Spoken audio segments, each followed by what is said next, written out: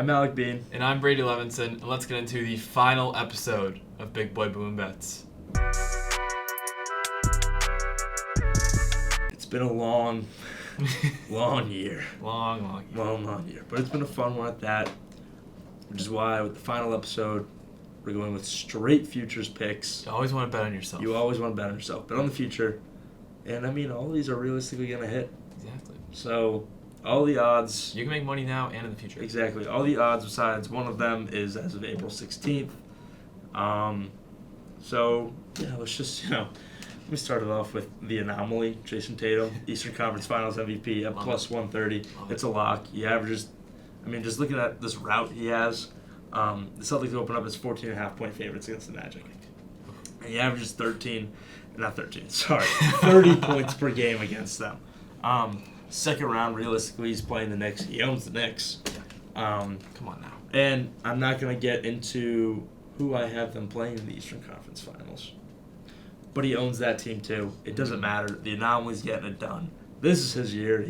I think he's up there for MVP odds. I think he's third in MVP odds right now. Give me the anomaly. Eastern Conference Finals MVP at plus 130. Love it. Always going to love anything Boston teams. Alex hitting a lot of those today. And the Tatum, the anomaly. He's got it. This is his year. Yeah. JB took home the Finals MVP last year, obviously, but this is Tatum's year. He's going to shine back to back. Back to back. A little bonus bet, even though we're like the second favorite. Anyways, my lock of the week, or I guess lock of the future, if you say, I'm taking the Chicago Cubs to win the NL Central. As of March 27th, when I put this bet down, it was plus 135. It is minus 125 right now. Wow. Because the NL Central is terrible. Absolutely terrible. And the Cubs are off to a good start. They're 12-8. The rest of the division is either at 500 or the Pittsburgh Pirates. And honestly, I think this Cubs team, they have some good pieces. They got Kyle Tucker in the offseason. I love that move. Nico Horner is a dog.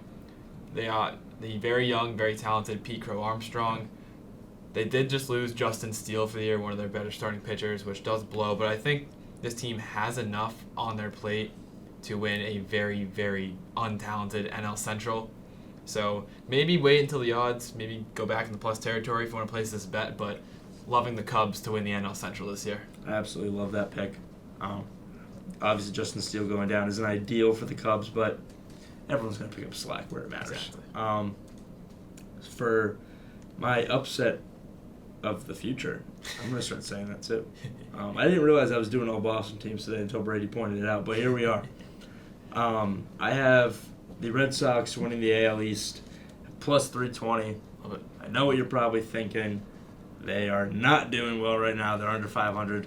Me personally, I don't care. This roster is too good, with too good of a coaching staff at that. Agreed. To stay this bad the rest of the year.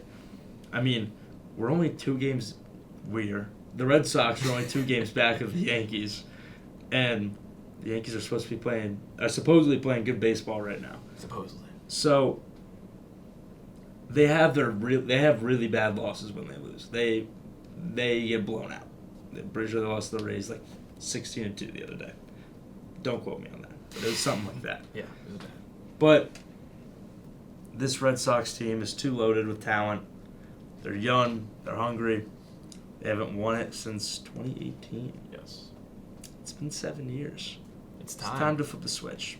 Give me the Sox, AL East winner, plus 320. Locking it. I love it. That I did also took the Red Sox to win the AL East in my divisional parlay, as well as the Cubs. And my next pick is a team I actually didn't take in that parlay, but now I'm seeing them and I'm like, this team actually could do some damage. And that's the Detroit Tigers. Yeah. I have them reaching the ALCS right now at plus 340 as my upset of the future. Mm-hmm.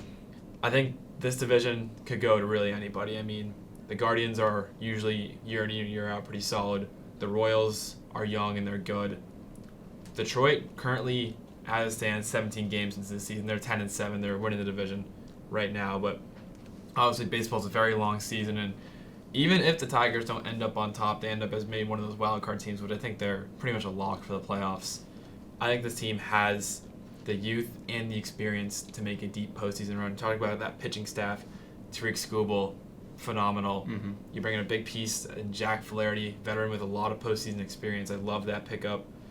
Javi Baez is still hanging around, and even though he's not too talented anymore, he's a great veteran with a ton of postseason experience, especially back when he was with the Cubs. I mean, this is a team that just has the perfect blend to make one of those just like Cinderella-esque postseason runs. So give me the Tigers to reach the LCS at plus 340 this year. Love that. Like Brady said, this is a team like the Red Sox back in 2021. Mm-hmm. I see shades of that. They could definitely make a run. You never know what's going to happen in baseball. Exactly. 7-game series, 5-game series, 1 and done, 3-game series. It doesn't matter. It's baseball. It can go anyway. Mm-hmm. Moving back to the NBA playoffs, though.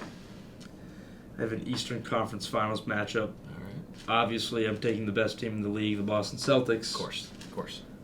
But I have them taking on the Bucks. Okay. Now, I know you're probably thinking, is that the Cavs? Oh, the Cavs this, Cavs that. I don't care, personally.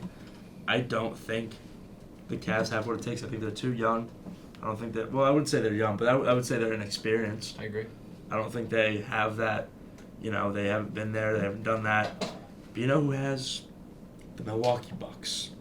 The Milwaukee Bucks versus the Celtics in the Eastern Conference Finals at plus 900 right now. Giannis Antetokounmpo has been playing out of his mind. In his last 10 games, he's averaged a 32-point triple-double. Wow. And to be quite honest, I don't see the Pacers stopping them this time around. No. They lost to them last year, I'm pretty sure. He's going to be mad. And Giannis is going to be pissed. Yeah. He's going to be pissed. Straight up. And respectfully, who on the Cavs is guarding Giannis if they get there? I don't think Evan Mobley's stopping him. No, I don't think Jared Allen's stopping him. Mm-mm. Get him in the post with Donovan Mitchell. It's barbecue chicken. You know what I mean? Jared Allen had a nice quote once, too. Lights were a little too bright. Yeah. And the lights are going to be really bright when Giannis is coming down that lane. He's dunking on your head. So, with that said, give me the Celtics versus the Bucks. Eastern Conference Finals plus 900. Obviously, the Celtics are winning, but it'll be a fun matchup. It'll be a fun matchup. I love it. I think it's going to be a great matchup as well. Obviously, Celtics are going to the finals. I don't think anyone can stop them. Fully healthy, I don't think anyone can stop No. them. No. And it really is just JB's the only concern right now for that team. Maybe not 100%, but I think enough of that team is where I don't want to be playing the Boston Celtics if I'm an NBA player right Absolutely now. not. Especially Not at all. considering Pritchard just dropped 34 points the other day or something like that. Yeah. He's nuts. It's Didn't drop 20 when I wanted him to, but then he goes and drops 34. Thank you, Peyton Pritchard. Thanks, Peyton Pritchard. All right, we're going to jump over to the Western Conference now. I got a matchup over there, and it's one that a lot of people are predicting to happen, but I think it's got a pretty good case to it. We got the Thunder and the Warriors at plus 265. Now, lots of hype around the Oklahoma City Thunder. I understand that. And I think, honestly, looking at the bracket here, whoever they play, whatever team gets that 8 seed, which I believe will be determined tonight, and then you get either the Nuggets or the Clippers. I think the Thunder have enough talent. Notice how I'm saying talent to win that series, gets to the finals. I agree. Now, the Warriors coming off that big play-in win against the Grizzlies last night. Great game. And you know who showed up? It was Steph. It was Steph. Yeah. That Warriors team is very experienced. Obviously, they made a run a few years ago to beat the Celtics in the finals. And, once this Thunder-Warriors series comes alive, who knows what's going to happen. You got great talent versus great experience, but I think each of their talent and experience are going to get them to that final series. Absolutely. And obviously a lot of people are already taking the Warriors, upset the Rockets. And I think they can take on the Lakers or Wolves as well. I think the Warriors are just going to go on a little sneaky run. Yeah, so, absolutely. Give me the Thunder and the Warriors in the Western Conference Finals. It's hard to bet against Steph in the playoffs. Exactly. It's hard to bet against Jimmy Butler in the playoffs, too. I hate to say it, but I'm very happy he's on the other side of the bracket. Mm-hmm. Very, very happy. Maybe we see Jimmy against the Celtics again, but this time in the finals. And you know what? In some universe, that's happening. We're stepping on. The Celtics are stepping on them. The Celtics can play. I think the Thunder will be the only team that give them a good run for their money. Good shot. I agree. But, again, talent versus experience comes into play. The Celtics have both. Thunder only have talent. They don't really have experience. So, yeah. Those are our bets of the future, and for the last time this year. That's gonna do it for Big Boy Boomin' Bets. But we might be back in the Could be. fall. We'll be back. We have to update our futures bets at some point. So We'll probably be back, realistically. yeah, we're gonna need some money. Yeah. We're gonna need some money very, very badly. But for now, I'm Brady Levinson. I'm Alec Bean. Remember to gamble safely, gamble responsibly, make some money. Just do it.